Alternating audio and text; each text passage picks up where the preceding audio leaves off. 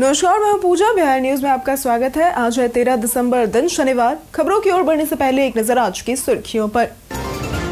गलत ई चालान होने पर नहीं काटने होंगे सरकारी दफ्तरों के चक्कर। परिवहन विभाग ने शुरू की ऑनलाइन चालान सुधार सेवा। चालान सुधार या निरस्तीकरण के लिए कर सकते हैं आवेदन। राज्य में 73,000 शिक्षकों के प्रमाण पत्रों की होगी जांच। निगरानी अन्वेषण ब्यूरो ने शिक्षा विभाग को लिखा पत्र। राज्य के दर्जन भर विश्वविद्यालयों के प्रमाण पत्र जांच में शामिल। बिहार में पहली मगही शॉर्ट फिल्म प्रतियोगिता का होगा आयोजन। मगही कनेक्शन करवाएगी ये प्रतियोगिता। प्रतिभागियों को बनानी होगी 3 से 15 मिनट की फिल्म। आंगनबाड़ी केंद्रों को लर्निंग सेंटर के रूप में किया जा रहा विकसित। 3 से 6 साल के बच्चों की अच्छी देखभाल है इसका उद्देश्य। सभी केंद्रों तक लाभकारी योजनाओं की पहुंच हो रही सुनिश्चित। राजस्व विभाग ने 31 दिसंबर तक आवेदन अपलोड करने की कही बात। देरी पर अधिकारियों की जिम्मेदारी होगी तय। 31 मार्च तक सभी आवेदनों का निपटारा किया गया अनिवार्य। बिहार में मुफ्त में मिलेगा विदेशी भाषा का प्रशिक्षण। बीएसडीएम के तहत होगा ये काम। ऑफलाइन व डिजिटल लैब में होंगी कक्षाएं। वैभव सूर्यवंशी ने खेली 171 रनों की धमाकेदार पारी। यूथ वनडे में सबसे ज्यादा छक्के लगाने का बनाया वर्ल्ड रिकॉर्ड। अब रविवार को पाकिस्तान से भिड़ेगी टीम इंडिया। चलिए आप बढ़ते हैं अब तक की 25 बड़ी खबरों की ओर विस्तार से। यूपीएससी एनडीए और एनए 2026 भर्ती का नोटिफिकेशन हुआ जारी। यूपीएससी ने एनडीए एंड एनए 2026 की नोटिफिकेशन जारी कर दी है, जिसमें कुल 394 वैकेंसी है। ये भर्ती एनडीए के 197 कोर्स और एनए के 119वें एनएसी कोर्स के लिए है। परीक्षा 12 अप्रैल 2026 को होगी। आवेदन 10 दिसंबर से 30 दिसंबर 2025 तक upsconline.nic.in पर किया जा सकता है। पात्रता 12वीं पास। फिजिक्स और मैथ्स के लिए आयु 1 जनवरी 2007 से पहले और 1 जुलाई 2010 के बाद का जन्म ही होना चाहिए। शारीरिक योग्यता की अगर बात करें तो रनिंग 2.4 किलोमीटर 15 मिनट में, pushups 20+, chin ups 8+, height flying 81.5 centimetre, ground 157.5 centimetre. चयन रिटन एग्जाम व इंटरव्यू के आधार पर होगा। सैलरी 56,100 से 1,77,500 रुपए निर्धारित है। बिहार में मुफ्त में मिलेगा विदेशी भाषा का प्रशिक्षण। बिहार सरकार अब डिग्रीधारी आईटीआई, पॉलिटेक्निक, इंजीनियरिंग व नर्सिंग छात्रों को अंग्रेजी सहित जर्मन, जापानी, कोरियन और अरेबिक भाषाएं मुफ्त में सिखाएगी। बीएसडीएम के तहत यह प्रशिक्षण पटना स्थित फॉरेन लैंग्वेज ट्रेनिंग सेंटर में दिया जाएगा। जर्मन, जापानी, अरेबिक और अंग्रेजी की ट्रेनिंग 8 माह में होगी, जबकि कोरियन भाषा का 4 माह का सुपर इंटेंसिव कोर्स रहेगा। कक्षाएं ऑफलाइन व डिजिटल लैब में होंगी। भाषा सीखकर students health care, hospitality, manufacturing, BPO, tourism, overseas education और अंतर्राष्ट्रीय रोजगार में अवसर पा सकेंगे। रजिस्ट्रेशन की अंतिम तिथि 12 दिसंबर है। गलत ई चालान होने पर नहीं काटने होंगे सरकारी कार्यालयों के चक्कर। बिहार के वाहन चालकों के लिए राहत की खबर है। अब गलत ई चालान होने पर सरकारी कार्यालयों के चक्कर नहीं काटने पड़ेंगे। परिवहन विभाग ने ऑनलाइन चालान सुधार सेवा शुरू की है। वाहन चालक e-चालान.परिवहन.gov.in पर जाकर चालान सुधार या निरस्तीकरण के लिए आवेदन कर सकते हैं। इसके लिए वाहन रजिस्ट्रेशन, चालान की कॉपी और वाहन की तस्वीर अपलोड करनी होगी। आवेदन की स्थिति भी ऑनलाइन देखी जा सकेगी। विभाग ने यातायात पुलिस और प्रवर्तन इकाइयों को शिकायतों की प्राथमिकता से जांच करने और सुधार की सिफारिश राज्य परिवहन आयुक्त को भेजने के निर्देश दिए हैं। आंगनबाड़ी केंद्रों को लर्निंग सेंटर के रूप में किया जा रहा विकसित। राज्य में राष्ट्रीय शिक्षा नीति के तहत आंगनबाड़ी केंद्रों को लर्निंग सेंटर में विकसित किया जा रहा है, ताकि बच्चों का पोषण, स्वास्थ्य और पढ़ाई में तैयारी सुनिश्चित हो सके। राज्य भर में 1,15,064 आंगनबाड़ी केंद्र संचालित है, जिनमें 41,38,829 बच्चे नामांकित हैं। अब तक 1,02,921 सेविकाओं को प्रशिक्षण दिया गया है, जिसमें पोषण, पढ़ाई और बच्चों के सर्वांगीण विकास से जुड़ी गतिविधियां शामिल है। प्रशिक्षण का उद्देश्य 3 से 6 साल के बच्चों की देखभाल, दिव्यांग समावेशन और मानव जीवन चक्र में पोषण की भूमिका को समझाना है। विभाग केंद्रों तक लाभकारी योजनाओं की पहुंच सुनिश्चित कर रहा है और उन्हें आधुनिक सुविधाओं से लैस कर रहा है। पटना में प्लास्टिक कचरे से बनेगी टी शर्ट और कैप। पटना नगर निगम ने प्लास्टिक कचरे को कम करने और रिसाइकलिंग को बढ़ावा देने के लिए रिवर्स वेंडिंग मशीन शुरू की है। शहर में 5 जगह, 2 जेपी गंगा पथ, 1 मौर्य लोक कॉम्प्लेक्स और 2 मीनार घाट पर ये मशीनें लगी हुई हैं। हर मशीन 2 टन प्लास्टिक कचरा कलेक्ट कर सकती है और लोग अपने इस्तेमाल की प्लास्टिक बोतलें और कैरी बैग डालकर ग्रीन पॉइंट हासिल करेंगे। 150 ग्रीन पॉइंट पर रिसाइकल प्लास्टिक से बनी कैप और 300 पॉइंट पर टी शर्ट पुरस्कार के रूप में मिलेगी। पहली खेप में जमा प्लास्टिक से सैंपल टी शर्ट और कैप बनाए गए हैं। वैभव सूर्यवंशी ने खेली 171 रनों की धमाकेदार पारी। 14 वर्षीय वैभव सूर्यवंशी ने दुबई में शुरू हुए अंडर-19 एशिया कप के पहले ही मैच में धमाकेदार बल्लेबाजी की।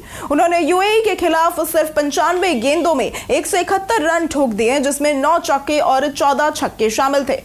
ये उनके लिस्ट ए करियर का सर्वोच्च स्कोर बन गया है। वैभव सूर्यवंशी ने 95 गेंदों में तूफानी पारी खेलते हुए यूथ वनडे में सबसे ज्यादा छक्के लगाने का वर्ल्ड रिकॉर्ड बनाया और टीम इंडिया ने यूथ एशिया कप में सबसे अधिक रन बनाए। कप्तान आयुष मात्रे के जल्दी आउट होने के बाद वैभव ने आरोन जॉर्ज के साथ मिलकर भारत को 200 के पार पहुंचाया। दोहरे शतक की ओर बढ़ते हुए वो 171 पर रन पर बोल्ड हुए, लेकिन उन्होंने टीम के लिए मजबूत नींव रखी। भारत अब रविवार को पाकिस्तान से भिड़ेगा। बिहार में पहली मगही शॉर्ट फिल्म प्रतियोगिता का होगा आयोजन। मगही कनेक्शन ने गांधी संग्रहालय में प्रेस वार्ता कर बताया कि मगही भाषा, साहित्य और संस्कृति को बढ़ावा देने के लिए मगही शॉर्ट फिल्म प्रतियोगिता आयोजित की जा रही है। प्रतिभागियों को 3 से 15 मिनट की फिल्म मगही समाज, इतिहास, लोक कलाओं, जीवन शैली, समस्याओं या सकारात्मक प्रयासों पर बनानी होगी। चयनित फिल्में मगही महोत्सव 2026 में प्रदर्शित होंगी। फिल्म भेजने की अंतिम तिथि 1 मार्च 2026 है और उन्हें मगही association@gmail.com पर यह फिल्म भेजनी होगी। प्रथम पुरस्कार 25,000, द्वितीय 15,000, तृतीय 11,000 तथा शीर्ष 5 को 5100 रुपए दिए जाएंगे। राज्य में 73,000 शिक्षकों के प्रमाण पत्रों की होगी जांच। बिहार में नियोजित से विशिष्ट संवर्ग में शामिल शिक्षकों के प्रमाण पत्रों की निगरानी जांच जारी है। राज्य के सरकारी विद्यालयों में करीब 6 लाख शिक्षक हैं, जिनमें से 73,000 शिक्षकों की जांच को आगे बढ़ाने के लिए निगरानी अन्वेषण ब्यूरो ने शिक्षा विभाग को पत्र लिखा है। ये प्रक्रिया पटना उच्च न्यायालय के आदेश के तहत हो रही है। जांच में राज्य के दर्जन भर विश्वविद्यालयों द्वारा जारी प्रमाण पत्र शामिल है। वर्तमान में 17,431 शिक्षकों के प्रमाण पत्रों के लिए विश्वविद्यालयों को पत्र भेजे गए हैं और 46,681 अंक पत्रों व प्रमाण पत्रों के सत्यापन जिम्मेदारी बिहार बोर्ड को दी गई है। भूमि सुधार के लिए अधिकारियों को त्वरित कार्रवाई का मिला अल्टीमेटम। बिहार के डिप्टी सीएम एवं भूमि सुधार मंत्री विजय कुमार सिन्हा ने पटना स्थित अपने आवास पर भूमि सुधार जन कल्याण संवाद कार्यक्रम की शुरुआत की। उन्होंने लोगों की जमीन संबंधी शिकायतें सीधे सुनी और मौके पर समाधान के निर्देश दिए। एक मामले में राजस्व कर्मचारी थरथराने लगे, जिस पर मंत्री ने उन्हें 15 दिन में कार्रवाई करने का आदेश दिया। मंत्री ने सभी सीओ और राजस्व कर्मचारियों को काम समय पर पूरा करने और विभाग की प्रतिष्ठा बढ़ाने का निर्देश दिया। उन्होंने कहा कि अब हर जिले में ऐसे संवाद होंगे और सभी भूमि मामलों को प्राथमिकता से निपटाया जाएगा। बुद्ध स्मृति स्तूप में 4 महीने में पहुंचे 4 लाख पर्यटक। वैशाली में भगवान बुद्ध के पवित्र अवशेषों को समर्पित नया बुद्ध समयक दर्शन संग्रहालय और स्मृति स्तूप तेजी से प्रमुख पर्यटन स्थल बन गया है। मात्र 4.5 महीनों में यहां 3.57 लाख से भी अधिक पर्यटक पहुंचे हैं, जिनमें विदेशी पर्यटकों के साथ बड़े पैमाने पर बच्चे, छात्र और टूरिस्ट ग्रुप शामिल है। म्यांमार, वियतनाम, सिंगापुर, मलेशिया, दक्षिण कोरिया सहित कई देशों से लोग यहां दर्शन के लिए आ रहे हैं। 29 जुलाई को सीएम नीतीश कुमार ने इसका उद्घाटन किया था। 72 एकड़ में फैला ये बलुआ पत्थरों से निर्मित भूकंप रोधी स्तूप आधुनिक तकनीकों से सुसज्जित है और परिसर को और आकर्षक बनाने का कार्य जारी है।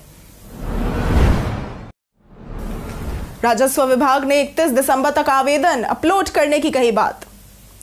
राजस्व विभाग ने सभी अंचल अधिकारियों को 31 दिसंबर तक सभी आवेदन अपलोड करने के सख्त निर्देश जारी किए हैं और देरी पर जिम्मेदारी तय करने की चेतावनी दी है। आवेदन अपलोड केवल पहला चरण है। इसके बाद कागजात जांच, स्थल निरीक्षण, आपत्तियों का निपटारा और अंतिम सुनवाई करनी होती है। कई आवेदकों ने आवश्यक दस्तावेज नहीं दिए हैं, जिससे कर्मचारियों पर अतिरिक्त दबाव बढ़ रहा है। विभाग ने 31 मार्च तक सभी आवेदनों का निपटारा अनिवार्य किया है और इसके लिए अतिरिक्त कर्मचारियों की तैनाती, सघन निगरानी और दैनिक समीक्षा जैसी व्यवस्थाएं लागू की जा रही हैं ताकि काम की गति बढ़ाई जा सके।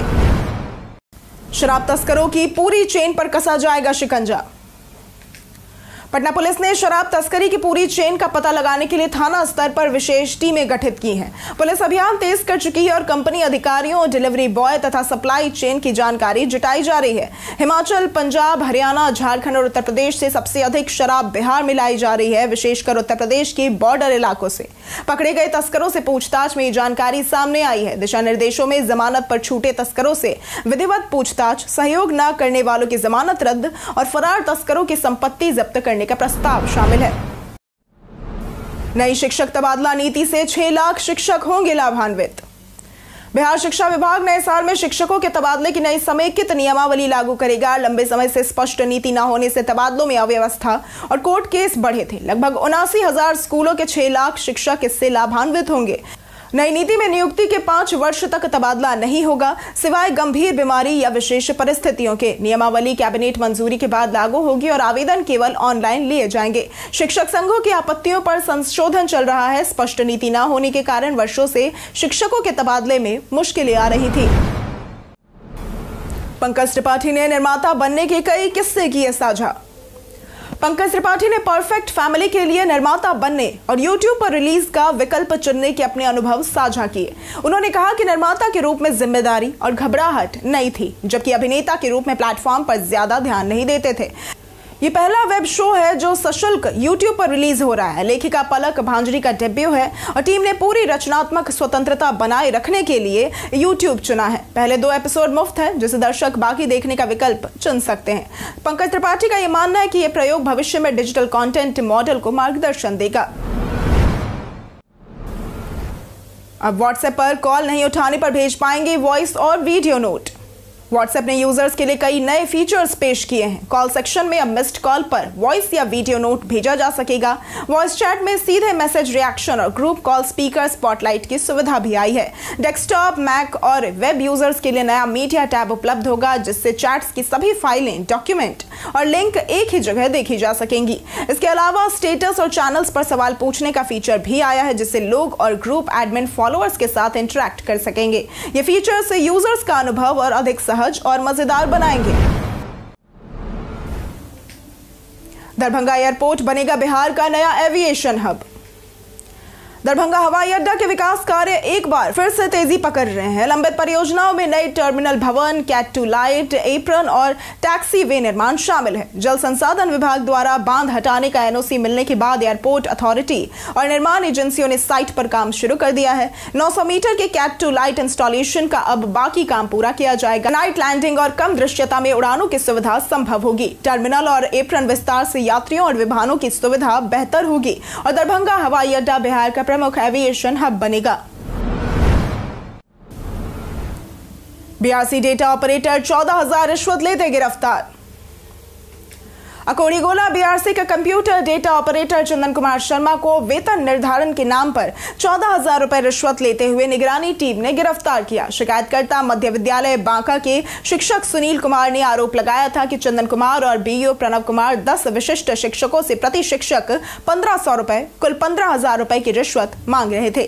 टीम ने चंदन से पैसे और आवश्यक दस्तावेज जब्त किए। पूछताछ में चंदन ने बीईओ के लिए पैसा लेने की बात स्वीकारी। गिरफ्तारी की सूचना पाकर बीईओ फरार हो गए। ये कार्रवाई 3 महीने से चल रही निगरानी के बाद की गई।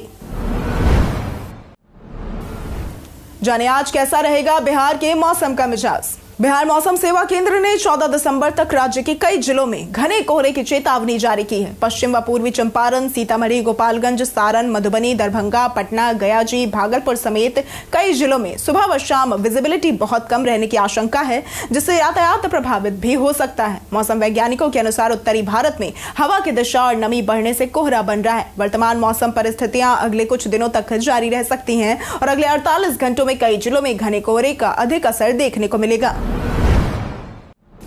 जमुई में एम्बुलेंस से 2 लाख की शराब हुई बरामद।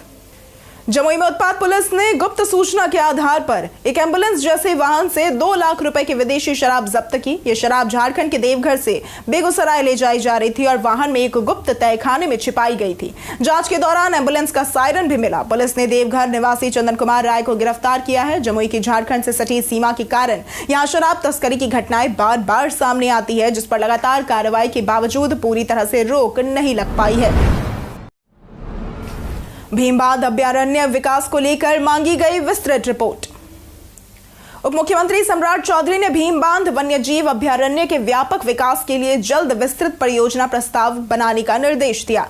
बैठक में उन्होंने वन अनुभव केंद्र, प्रशिक्षण केंद्र, वेलनेस सेंटर, योग ग्राम, आयुर्वेद केंद्र, इंडोर गतिविधियां, कैफेटेरिया, प्रशासनिक भवन, restaurant, tree house, view point, trekking मार्ग, लैंडस्केपिंग और गर्म पानी की झील जैसे निर्माण शामिल करने को कहा। इसके साथ ही बेलाटार, चोरमारा, नारोकौल, बहेरा तानड़, बघेल, कुकुरझाप धाम, खड़गपुर व भौराकोल झील को भी जोड़ने पर जोर दिया गया। विकास से स्थानीय 12 से 13 हजार आदिवासियों को रोजगार और जिले को अंतर्राष्ट्रीय पहचान मिलेगी। 14 दिसंबर को होगा Bharat Pakistan under-19 Asia cup match. ACC under-19 Asia cup 2025 बीते दिन शुक्रवार से शुरू हो गया। भारत अंडर-19 ने पहले मैच में यूएई के खिलाफ 433 रन बनाकर धमाकेदार शुरुआत की, जिसमें वैभव सूर्यवंशी ने 95 गेंदों में 171 रन बनाए। 14 छक्के और 9 चौके भी शामिल थे। आरोन वर्गीज और विहान मल्होत्रा ने 69 रन बनाए। भारत और पाकिस्तान अंडर-19 के बीच मैच 14 दिसंबर को दुबई के आईसीसी अकेडमी ग्राउंड में खेला जाएगा। मैच स्थानीय समयानुसार सुबह 9 बजे और भारत समयानुसार 10:30 बजे से शुरू होगा। यह मैच सोनी स्पोर्ट्स चैनल और सोनी लिव ऐप या फिर वेबसाइट पर लाइव देखा जा सकेगा। कई कारणों से दर्ज है भारत के इतिहास में आज की तारीख। आज की तारीख 1903 में लालचंद्र जोशी का जन्म हुआ था। ये हिंदी में मनोवैज्ञानिक उपन्यासों के आरंभकर्ता थे।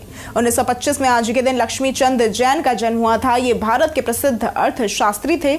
1928 में डीवीएस राजू का जन्म हुआ था। ये भारतीय फिल्म निर्माता थे। 1986 में स्मिता पाटिल का निधन हुआ था। ये हिंदी फिल्मों की प्रसिद्ध भारतीय अभिनेत्री थी। 2012 में नेत्रहीन 2020 विश्व कप के फाइनल मुकाबले में भारतीय क्रिकेट टीम ने पाकिस्तान को 30 रनों से हराकर विश्व विजेता का खिताब अपने नाम कर लिया था। 2027 की जनगणना होगी पूरी तरह से डिजिटल। केंद्र ने वर्ष 2027 में जनगणना कराने का फैसला किया है, जो 2021 में कोविड के कारण स्थगित हुई थी। यह पहली बार पूरी तरह से डिजिटल होगी और इसमें जाति गणना भी शामिल होगी। जनगणना 2 चरणों में होती है। पहला हाउस लिस्टिंग, जिसमें घरों और सुविधाओं की जानकारी इकट्ठा की जाती है। दूसरा पॉपुलेशन एनुमरेशन, जिसमें प्रत्येक व्यक्ति का विवरण घर घर जाकर दर्ज किया जाता है। 2027 में नागरिक सेल्फ एनुमरेशन कर सकेंगे। एनुमरेटर्स डिजिटल गैजेट्स का उपयोग करेंगे और जीपीएस ट्रैकिंग से सटीकता बढ़ेगी। ये प्रक्रिया लोकसभा सीटों के पुनर्निर्धारण और सामाजिक नीतियों के लिए महत्वपूर्ण है। बीते दिन शेयर बाजार में दिखी जोरदार तेजी। बीते दिन शेयर बाजार में सकारात्मक रुख रहा। सेंसेक्स 449 अंकों की तेजी के साथ 85,267.66 पर बंद हुआ, जबकि निफ्टी 148 अंकों की बढ़त के साथ 26,046.95 अंकों पर बंद हुआ। मिड कैप शेयरों में पूरे दिन उतार चढ़ाव देखने को मिला, लेकिन निफ्टी मिड कैप 50 अंततः 186 अंकों की बढ़त के साथ 17,276.20 अंक पर बंद हुआ। बाजार में सुधार मुख्य रूप से कुछ प्रमुख स्टॉक्स में खरीदारी और निवेशकों के जोखिम लेने के मूड से प्रभावित रहा। इससे निवेशकों में सकारात्मक भावना देखने को मिली और बाजार समग्र रूप से मजबूती के संकेत दे रहा है। 32 निवेशकों ने बिहार में निवेश के लिए दिए प्रस्ताव। बिहार के मुख्य सचिव प्रत्यय अमृत से देश भर के 32 निवेशकों ने मुलाकात कर विभिन्न क्षेत्रों में उद्योग लगाने के प्रस्ताव दिए। Electric bus manufacturing, robotic surgery, दूध उत्पादन, लेदर उत्पादन, गन्ना उद्योग, बिजली उपकरण, फिल्म सिटी सहित कई सेक्टरों में निवेश की इच्छा जताई गई। बिहारी उद्यमियों ने राज्य में रोजगार बढ़ाने और पलायन रोकने की जरूरत पर जोर दिया। मुख्य सचिव ने नीतियों में संशोधन व सभी संभव सरकारी सहयोग का आश्वासन दिया। जमीन और अन्य बाधाओं से जुड़े मामलों पर तुरंत कार्रवाई के निर्देश दिए गए। उद्योग वार्ता को निवेशकों के लिए वन स्टॉप सॉल्यूशन बताया गया। हम प्रतिदिन आपसे 5 ऐसे जरूरी सवाल और उसके जवाब बताएंगे जो कि बीपीएससी, बिहार पुलिस, दारोगा समेत एसएससी जैसे अन्य प्रतियोगी परीक्षाओं में काम आएंगे। सवाल इतिहास, बिहार स्पेशल, विज्ञान, करंट अफेयर्स और भूगोल से रहेंगे। पूछे गए 5 सवालों में आपने कितना सही उत्तर दिया, ये हमें कमेंट करके जरूर बताएं। हमारा पहला सवाल है, बिहार में नंदा वंश के संस्थापक कौन थे? ए महापद्मानंद, बी धनानंद, सी कनिष्क या फिर डी उदयन? इसका सही जवाब है ए महापद्मानंद। हमारा दूसरा सवाल है, रेशम उत्पादन में रोजगार प्रदान करने के लिए कौन सी योजना शुरू की गई थी? ए एकीकृत ग्रामीण विकास कार्यक्रम, बी संपूर्ण ग्रामीण रोजगार योजना, सी जवाहर रोजगार योजना या फिर डी मुख्यमंत्री तत्स्तर विकास योजना? इसका सही जवाब है डी, मुख्यमंत्री तस्तर विकास योजना। हमारा तीसरा सवाल है, बिहार सरकार द्वारा गरीबी कम करने के लिए कौन सी योजना शुरू की गई थी? ए उज्ज्वला, बी MGNRIGA, सी वजीफा या फिर डी जीविका। इसका सही जवाब है डी जीविका। हमारा चौथा सवाल है, गुरुद्वारा पहला बारा किस सिख गुरु को समर्पित है? ए गुरु हरगोबिंद, बी गुरु तेग बहादुर, सी गुरु गोविंद सिंह या फिर डी गुरु नानक देव। इसका सही जवाब है डी गुरु नानक देव। हमारा पांचवा सवाल है, भीमबांध वन्यजीव अभयारण्य किस जिले में स्थित है? ए भागलपुर, बी गया जी, सी मुंगेर या फिर डी सारण। इसका सही जवाब है सी मुंगेर। बीते दिन हमारे द्वारा पूछे गए सवाल का जवाब आप लोगों में से बहुत लोगों ने हमारे कमेंट सेक्शन में लिख कर दिया है। जिन्होंने हमारे द्वारा पूछे गए सवाल का जवाब दिया है उनके नाम है रौनक तिवारी, राजेश मांझी, प्रेम कुशल कुमार, विजय घायल, सोनाली कुमारी, दीपक कुमार, मुन्ना प्रसाद, अशोक दास, संजीव कुमार, अमरजीत यादव, राजकिशोर महतो, विनोद शाह, सूरज राय, राजीव कुमार, श्वेता राय, रंजीत मिश्रा, सुरेंद्र कुमार, जुगल टुड्डू, अतीक खान, लक्ष्मी मेहता, रणविजय कुमार, राहुल यादव, राम बाबू दास, पंकज कुमार, मनोज दास, हीरालाल, अवैध, अबोध कुमार, रोशन कुमार, सुमन कुमार, नौशाद रजा, संदीप कुमार, कुंदन कुमार, कृष्णा कुमार, प्रकाश यादव, उपेंद्र कुमार और शिव शक्ति। इसी के साथ बढ़ते हैं आज के सवाल की ओर। आज का सवाल है, आपको अपने जिले की कौन सी समस्या सबसे ज्यादा परेशान करती है? आप अपना जवाब हमें हमारे कमेंट सेक्शन में लिखकर जरूर बताएं। आज के लिए सिर्फ इतना ही। बिहार की तमाम खबरों के साथ बने रहने के लिए देखते रहें बिहारी न्यूज। और साथ ही अगर आप यूट्यूब चैनल पर देख रहे हैं तो चैनल को सब्सक्राइब करें, और अगर आप फेसबुक पेज पर देख रहे हैं तो लाइक और फॉलो जरूर करें।